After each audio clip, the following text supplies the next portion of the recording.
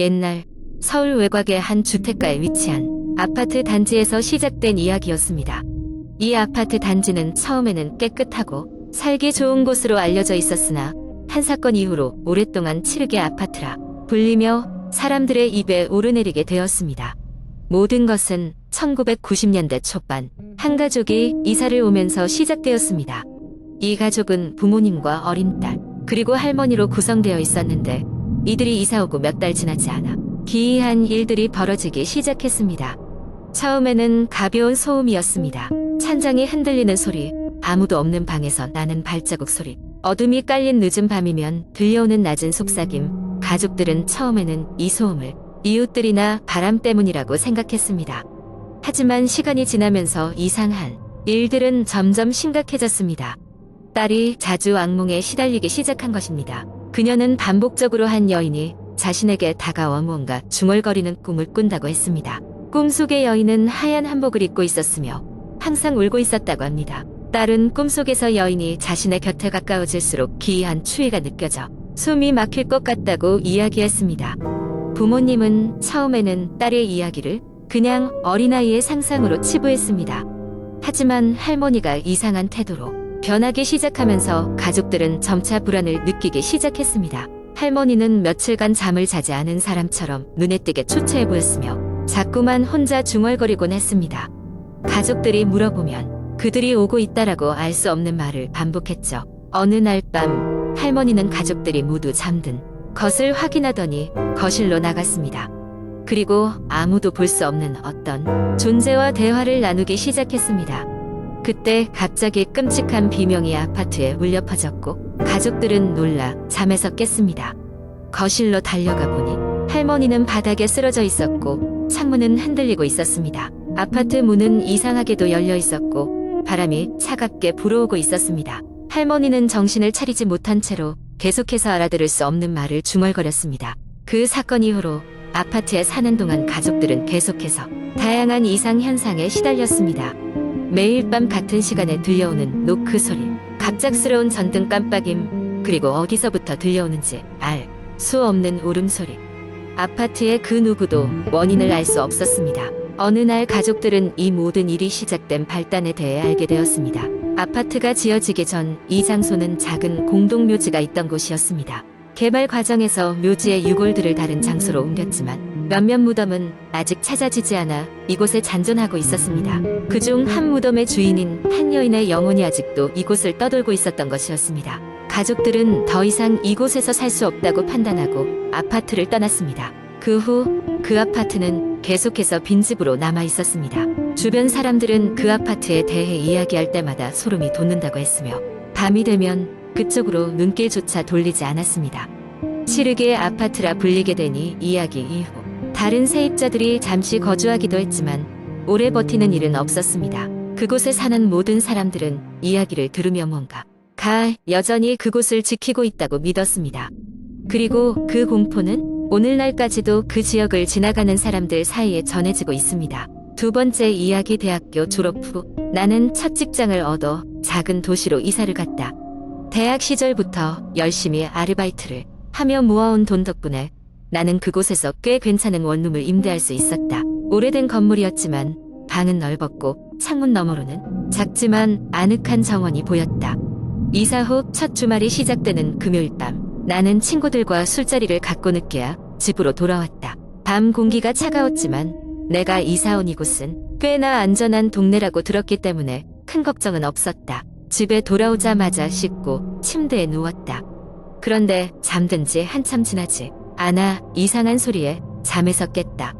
귀를 기울이니 바로 방문 쪽에서 들려오는 긁는 소리였다. 마치 누군가 손톱으로 문을 긁고 있는 듯한 기이한 소리였다. 일순간 소름이 돋고 나는 침대에서 벌떡 일어났다. 당시 시계는 새벽 2시를 가리키고 있었고 나는 술에 취해 있었기에 혹시 환청이 아닐까 생각했다. 하지만 몇 초 지나지 않아 이번에는 똑똑똑 아주 조용하지만 분명히 문을 두드리는 소리가 들려왔다. 나는 소스라치게 놀라며 문 쪽을 바라보았다. 방문 너머에서 희미하지만 분명히 들리는 소리. 그리고 함께 낮지만 이상하게 익숙한 목소리가 들려왔다. 열어줘. 그 소리는 아주 간절하고 애절하게 들렸다. 나는 심장이 미친 듯이 뛰었지만 몸이 얼어붙은 채 움직일 수가 없었다.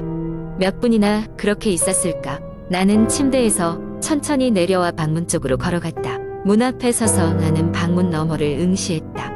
하지만 그 어떤 발소리도 그림자도 보이지 않았다. 손을 문고리에 얹고 힘겹게 문을 열어보았다.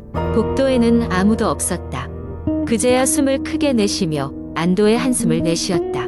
아, 내가 꿈을 꾸었거나 술에 취해 헛것을 본 것이리라. 다음 날 난 이 일을 친구에게 이야기했다. 친구는 흥미롭다는 듯이 말했다. 야, 너 혹시 그 아파트 괴담 들어봤어? 나를 아는 모든 이들이 그러듯. 그 친구 역시 귀신 이야기에 관심이 많았다. 무슨 괴담이냐고 묻자 친구는 인터넷 커뮤니티에서 속삭이듯 전해지는 이야기를 들려주었다. 몇 년 전 내가 살고 있는 아파트에서 한 여자가 살고 있었는데 그녀는 주변 사람들과 거의 교류하지 않고 늘 혼자였다고 했다. 어느 날 그녀는 실종되었고 며칠 후 그녀의 시신이 아파트 정원의 우물에서 발견되었다. 경찰은 당시 그녀가 스스로 목숨을 끊었다고 결론지었지만 당시의 아파트 주민들은 다른 이야기를 증언했다. 그 여자가 실종되기 며칠 전부터 사람들은 그녀의 방에서 밤마다 누군가 긁고 두드리는 소리가 들렸고 사라진 그날 밤에도 그 소리가 그치지 않았다는 것이었다. 그 이야기를 들은 후 나는 잠시 아연해졌다. 나는 그저 미심쩍은 얼굴을 하곤 했지만 마음속 깊은 곳에서는 불안이 스멀스멀 차오르는 것을 느꼈다. 그리고 그날 밤 나는 같은 소리를 다시 들었다. 긁는 소리, 똑똑똑, 그리고 누군가가 간절히 외치는 소리가 방문 너머에서 들려왔다. 열어줘. 무서워하면서도 정체를 알고 싶었던 나는 이번엔 도망가지 않았다. 심호흡을 하고 핸드폰을 꺼내 플래시를 켠 뒤 천천히 다가가 문을 열었다. 복도는 너무나 조용했고 어김없이 아무도 없었다. 그러나 플래시 불빛이 미칠 수 없는 어두운 곳에서 어떤 것이 움찔하는 것을 봤다. 그것은 사람의 윤과 같은 것이었다. 용기를 내어 한 발자국 더 내디디고 핸드폰 불빛을 그곳으로 비췄을 때 나는 그만 핸드폰을 떨어뜨리고 말았다. 그곳에는 아무것도 없었다. 술 취한 나의 착시였을까? 그러나 이상한 소리와 목소리는 분명히 들렸다. 그리고 그 순간 다시 한번 똑똑똑 소리가 들려왔다. 이번에는 분명히 내 뒤였다. 겁에 질린 나는 앞으로 뛰쳐나와 문을 닫고 자물쇠를 잠갔다. 그리고 불안과 두려움 속에 밤을 새우며 아무것도 들리지 않기를 기도했다. 다음 날 아침 두려움을 억누르고 방문 앞 복도를 살펴보았지만 역시 아무 흔적도 인기척도 느낄 수 없었다. 마치 아무 일도 없었던 것처럼 며칠 후 나는 동네 다른 곳으로 이사했다. 눈에 보이지 않지만 그날의 소리와 소름 끼치는 목소리는 결코 잊을 수 없었다. 내가 떠난 다음 그 방에서는 또다시 같은 소리가 들렸다는 이야기가 들려왔다. 아무도 그 방에 살지 않을 때도. 이후 아파트 주민들은 그 방을 열지 않는 방이라 부르며 기피하게 되었고 나는 그곳을 떠난 이후로 절대 그 건물에 대해 뒤돌아보지 않았다. 그리고 아직도 인터넷에서는 그 아파트의 괴담이 전해지고 있다. 그 방문자는 정말 그녀였을까? 아니면 또 다른 설명할 수 없는 존재가 자리 잡고 있는 것일까? 아직도 겨울밤 문득 그날의 소리와 목소리가 떠오를 때마다 나는 조용히 창밖으로 눈을 돌리곤 한다. 그리고 다짐한다. 어떤 귀신이 내 방을 다시 찾아온다 해도 나는 그저 다시 문을 걸어 잠글 것이라고. 세 번째 이야기. 나는 평범한 대학생이었다.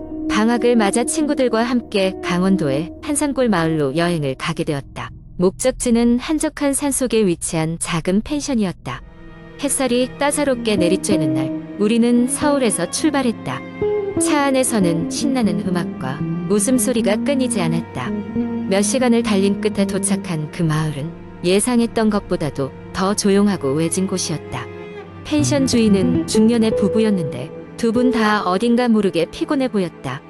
간단한 인사를 나눈 후 우리는 짐을 방에 두고 근처를 산책하러 나갔다. 펜션 주변은 울창한 숲이었고 그 숲길을 한참 걷다 보니 마을 어귀에 다다랐다.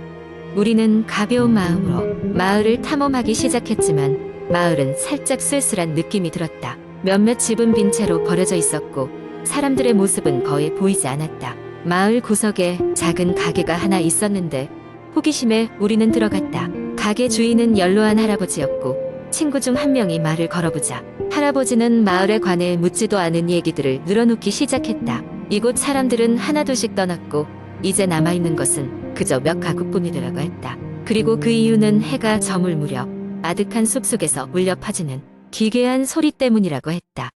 어두워지면 결코 숲으로 들어가지 말라며 할아버지는 경고의 말을 잊지 않았다. 그 말을 들은 친구들은 서로를 쳐다보며 재미있을 것 같다며 웃었지만 왠지 모르게 나는 할아버지 경고가 마음에 걸렸다. 어찌됐든 우리는 그 경고를 심각하게 받아들이지 않았다. 저녁이 되고 펜션에 돌아와 저녁 식사를 마친 우리는 와인을 마시며 분위기를 즐겼다. 술 기운에 흥이 오른 우리는 은근히 숲의 비밀이 궁금해졌다. 결국 몇몇 친구들과 함께 번갈아 가며 깜깜한 숲으로 들어가 보기로 했다. 숲의 입구에 도착했을 때 먼저 나선 친구의 얼굴에 장난기 어린 미소가 흘렀다. 우리는 그 친구가 돌아오기 전에 가위바위보를 해서 다음 순서를 정하기로 했다. 순서는 금방 정해졌고 두 번째로 들어가게 된 나는 긴장 반 기대 반으로 숲속으로 나섰다. 숲은 낮과는 다르게 완전히 변해 있었다. 빛 한 점 들어오지 않는 어둠 속 바람 소리조차 없는 정적이 감돌았다. 나는 손전등을 켜고 조심스레 주변을 살폈다.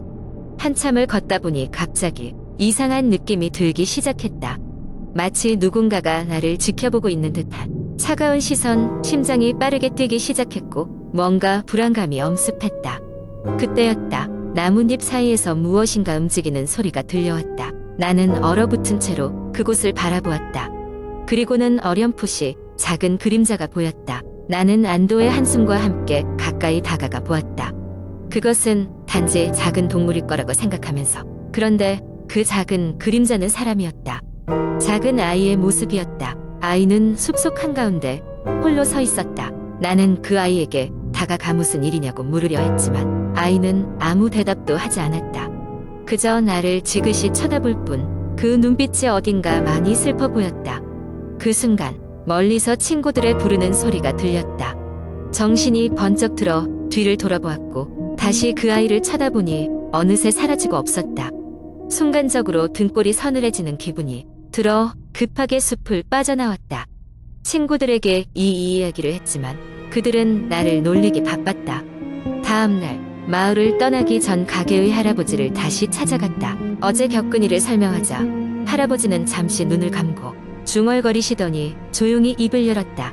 예전 이 마을에는 전염병이 돌았단다. 마을 사람들은 두려움에 아이들을 숲속에 버려두곤 했지. 넌 그 아이들을 본 거야. 그들은 아직도 숲을 떠나지 못한 게야.